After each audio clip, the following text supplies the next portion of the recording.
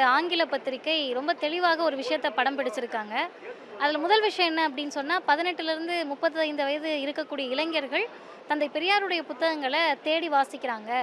எல்லா வருடங்களைப் போலவே இந்த வருடமே பெரியாருடைய புத்தகங்கள் தான் அதிகமாக விற்பனை ஆகிட்டு இருக்கு அப்படின்ற செய்தியை பதிவு பண்ணியிருக்காங்க.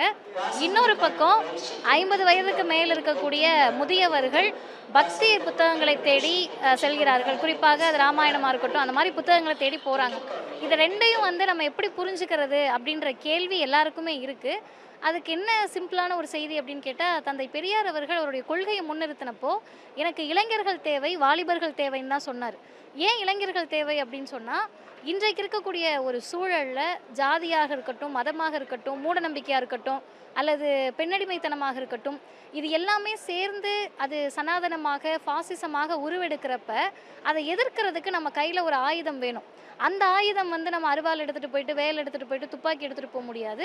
புத்தகங்களை மட்டுமே ஆயுதமாக வைத்து ஒரு 100 காண்ட புரட்சியை செய்தவர் தந்தை பெரியார். அப்போ அந்த 100 கால புரட்சியில் அவருடைய எழுத்துகளும் பேச்சுகளும் இன்றைக்கு இருக்கக்கூடிய இளைஞர்களுக்கு ஒரு ஆயுதமாக இருக்குது.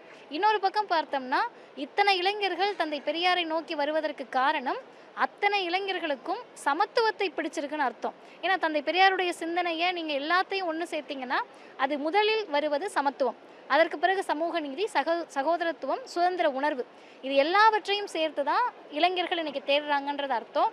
ரெண்டாவது, மற்ற சிந்தனையாளர்கள் கிட்ட இருந்து பெரியார் வேறுபட்டு நிற்கிறார். எப்படி வேறுபட்டு நிற்கிறாருன்னா, நான் சொல்கிறத நீ கேளு அப்படின்னு மதம் சொன்னப்ப, நான் சொல்கிறத கேட்கலன்னா சாமி வந்துரும்னு மதம் சொன்னப்ப, நானே சொன்னாலும் யார் சொன்னாலும் அறிவுக்கு எட்டாததை செய்யாதன்னு பெரியார் சொன்னது இன்றைக்கு இளைஞர்களை ரொம்ப ஈர்க்குது. சரி பரவாயில்லையே, காலங்காலமாக நான் சொல்கிறத செய்ன்னு சொன்ன ஒரு சமூகத்தில் நானே சொன்னாலும் அறிவுக்கு எட்டினதை செய்யின்னு சொல்லக்கூடிய ஒரு தலைவரை இளைஞர்கள் நேசிக்கிறார்கள். இன்னொரு பக்கம் பக்தியை தேடி போகிறாங்க அப்படின்னு சொன்னால், அது மன நிம்மதிக்காக போகிறவங்க கொஞ்சம் பேர்.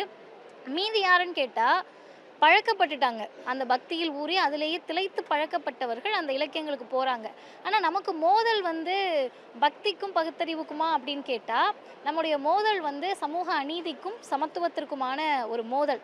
அந்த மோதல் போக்கு இன்றைக்கு ஆளக்கூடிய ஒன்றிய அரசு வரை நீளுகிற போது, அதுக்கு நம்ம யாரை சப்போர்ட் சிஸ்டமாக வச்சுக்கிறதுன்றது யங்ஸ்டர்ஸோட பார்வையாக இருக்குது. எல்லா நேரங்களிலும் சுதந்திரத்தை விரும்பக்கூடிய இளைஞர்கள் வாழ்நாள் முழுவதும் சுதந்திர சிந்தனையோடு இருந்தால் தந்தை பெரியாரை நேசிக்கிறார்கள்.